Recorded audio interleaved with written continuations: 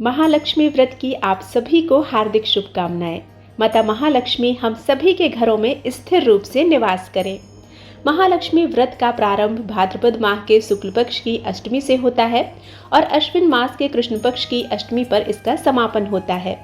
16 दिन तक चलने वाले इस व्रत में देवी लक्ष्मी की पूजा विधि विधान के साथ की जाती है। महालक्ष्मी व्रत के प्रभाव से जीवन में आर्थिक तंगी कभी नहीं आती, कर्जों से मुक्ति मिलती है और घर परिवार में सुख शांति बनी रहती है। महालक्ष्मी व्रत के दिन प्रातःकाल उठकर स्नान आदि से निवृत्त होकर माता लक्ष्मी का स्मरण करना चाहिए। श्री लक्ष्मी जी के पूजन के लिए मंदिर के स्थान पर माता लक्ष्मी जी के चित्र और उनकी मूर्ति की स्थापना करनी चाहिए। पूजन स्थल में मां लक्ष्मी के सामने हाथ में जल भरकर व्रत का संकल्प लेना चाहिए। व्रत न कर सके तो पूजा का संकल्प लेते हुए लक्ष्मी मंत्र का जाप करना चाहिए। ओम महालक्ष्मी च विद्महे विष्णु पत्नीम च धीमहि तन्नो महालक्ष्मी प्रचोदयात्। इस मंत्र का 11, 21 या 108 बार जप जरूर करना चाहिए। देवी लक्ष्मी जी की पूजा में लाल रंग का उपयोग करना चाहिए। माता को गुलाब के पुष्प अर्पित करने चाहिए या हो सके तो कमल का पुष्प अर्पित करें। इसके अलावा पूजा में लाल चंदन, सुपारी, इलायची, फूल माला, अक्षत, दूर्वा, लाल सूत, नारियल, पान इत्यादि भी रखना चाहिए। विभिन्न प्रकार के भोग, मिठाई भी माता को अर्पित करने चाहिए। लक्ष्मी पूजा में खीर का भोग भी आवश्यक रूप से लगाना चाहिए। सुबह और शाम दोनों पहर मां लक्ष्मी की पूजा ध्यान पूर्वक और विधि पूर्वक करना चाहिए। रात्रि में चंद्रमा को अर्घ देने के बाद ही व्रत का पारण किया जाता है। इसके साथ ही व्रत कथा जरूर सुनना चाहिए। तो आइए अब आप सुनिए महालक्ष्मी व्रत की पौराणिक कथा। एक समय महाराज युधिष्ठिर श्री कृष्ण भगवान से बोले, हे पुरुषोत्तम, नष्ट हुए अपने स्थान की पुनः प्राप्ति कराने वाले और पुत्र, आयु, ऐश्वर्य तथा मनवांछित फल देने वाले किसी एक व्रत को मुझसे कहिए।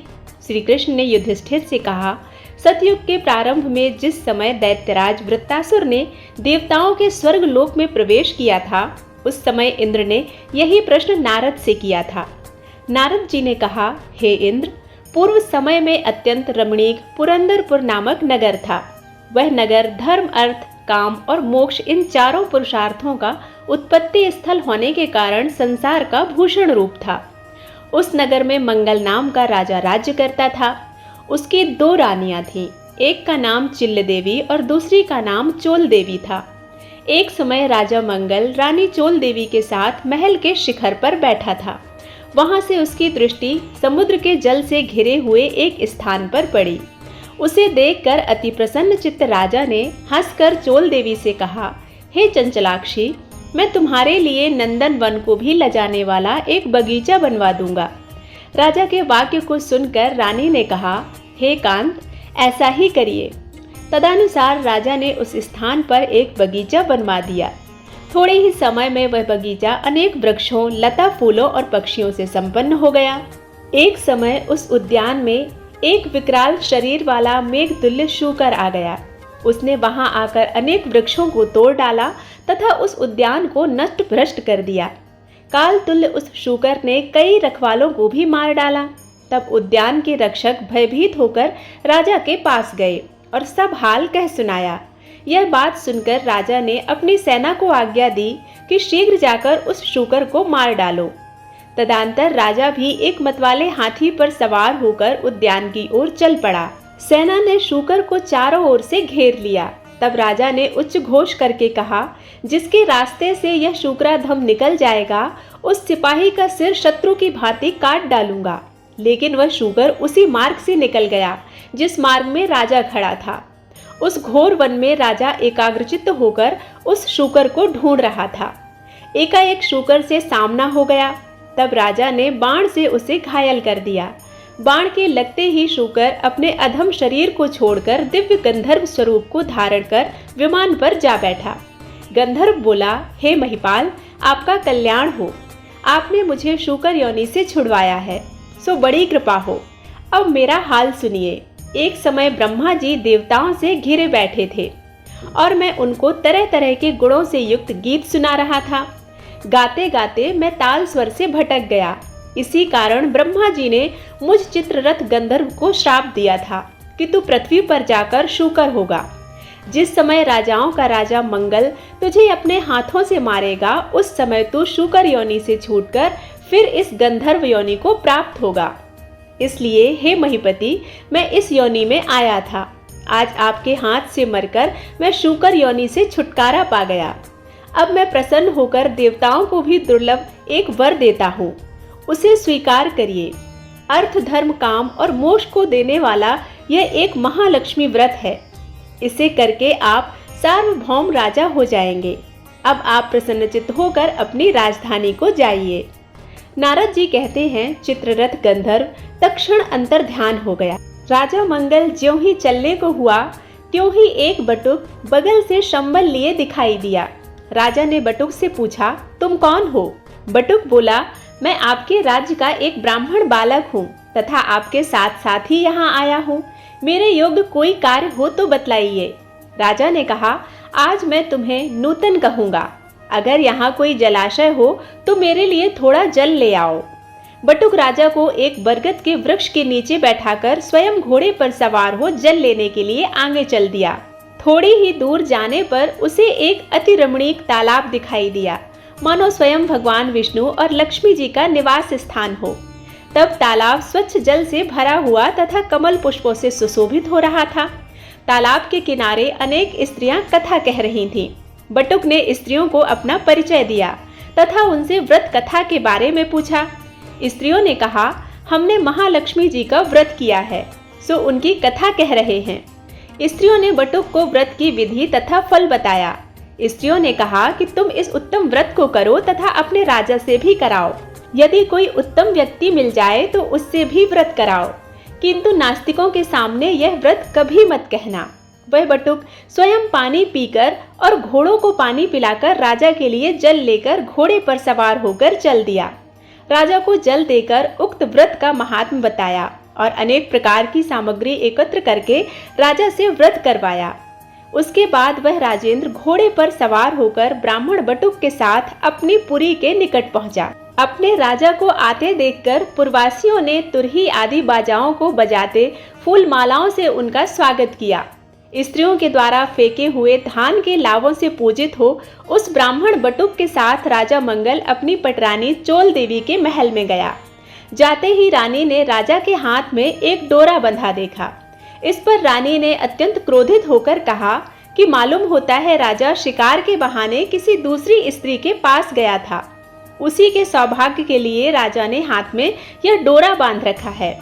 उसी का भेजा यह ब्राह्मण बालक भी मुझे देखने आया है। ऐसा विचार करके चोल देवी ने राजा के हाथ में बंधा डोरा तोड़कर पृथ्वी पर डाल दिया। संयोगवश उसी समय चिल्ल देवी की एक दासी कुछ देखने आई थी। उसने वह डोरा उठाकर उस ब्राह्मण बटुक से उसका कारण पूछा। बटुक ने दासी को सारी बात बताई और व्रत के बारे में भी बताया। तब दासी ने चिल्ल देवी के पास जाकर यह व्रत बतलाया और ब्राह्मण को बुलाकर विधिवत महालक्ष्मी का उत्तम व्रत व पूजन किया। 1 वर्ष बाद महालक्ष्मी के दिन चिल्ल देवी के महल में बाजाओं का शब्द हुआ। यह शब्द राजा मंगल ने भी सुना।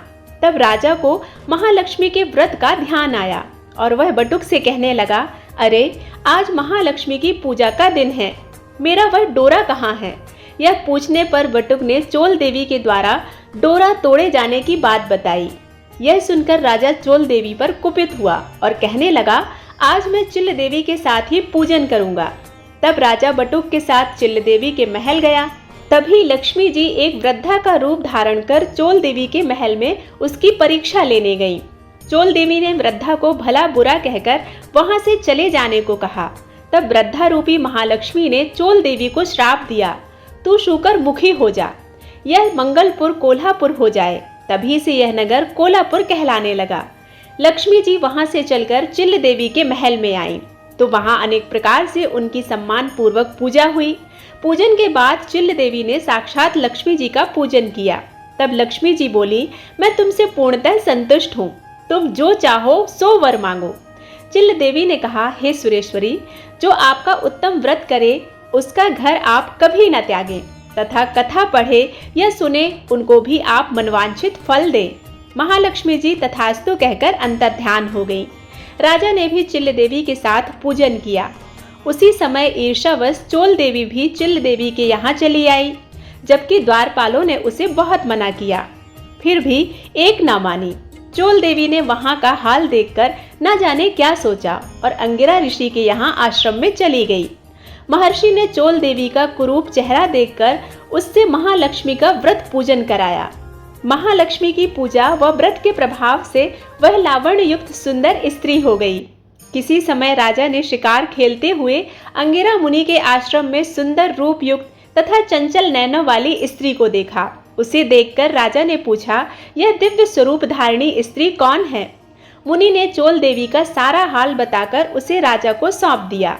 तब राजा नगर में आकर चोल देवी और चिल्ल देवी के साथ अनेक प्रकार के सुख भोगने लगा। चिरकाल तक राजा सप्त द्वीपों से युक्त पृथ्वी पर राज्य करने लगा। महालक्ष्मी व्रत के प्रभाव से बटुक राजा का मंत्री बना। वह राजा पृथ्वी के समस्त सुखों को भोगता हुआ अंत में जाकर आकाश में विष्णु देवत्त नक्षत्र बनकर स्थित हुआ। नारद जी बोले, हे इंद्र, सब व्रतों में उत्तम व्रत मैंने तुमसे कहा है, जिसकी कथा मात्र सुनने से मनवांछित फल प्राप्त हो जाता है। जिस प्रकार तीर्थों में प्रयाग, देवताओं में भगवान और नदियों में गंगा पुनीत मानी जाती है, उसी प्रकार यह व्रत सभी व्रतों में उत्तम है। हे इंद्र, अर्थ, धर्म, काम और मोक्ष की इच्छा से तुम भी इस व्रत को करो। इसके करने से महालक्ष्मी धन धान्य, कीर्ति, आयु, यश, पुत्र, पौत्रादिक सब कुछ देती हैं। श्री कृष्ण युधिष्ठिर से बोले, हे युधिष्ठिर, नारद जी द्वारा कहा गया यह व्रत देवराज इंद्र ने किया। आप भी इस व्रत को करें तो अवश्य ही मनवांछित फल की प्राप्ति होगी। यह कथा भगवान श्री कृष्ण ने महाराज युधिष्ठिर से कही थी। इसलिए मनोकामना सिद्धि के लिए सभी लोगों को यह व्रत करना चाहिए और इस व्रत की कथा जरूर सुनना चाहिए। यह भविष्योत्तर पुराण के द्वारा ली गई कथा सर्वसिद्ध कथा है। कथा पूरी होने के बाद सभी महिलाओं को 16 बार 16 बोल की कहानी जरूर बोलना चाहिए। यह कहानी है, आमोती दामोती रानी, पोला पर ऊंचो सो परपाटन गांव, जहाँ के राजा मगर सेन दमयंती रानी, कहे कहानी सुनो हो महालक्ष्मी देवी रानी, हमसे कहते तुमसे सुनते 16 बोल की एक कहानी। और इस प्रकार से इसे 16 बार दोहराना चाहिए। इस प्रकार से 16 बार बोलने से महालक्ष्मी शीघ्र प्रसन्न होती हैं और घर में स्थिर रूप से निवास करती हैं। महालक्ष्मी व्रत की भविष्योत्तर पुराण से ली गई यह कथा यदि आपको पसंद आती है तो वीडियो को लाइक करके चैनल को सब्सक्राइब करना बिल्कुल मत भूलिएगा। बेल बटन प्रेस कीजिए ताकि नए वीडियोस आप तक रोज पहुंच सके। मिलती हूँ एक नई कथा के साथ, तब तक के लिए जय श्री महालक्ष्मी।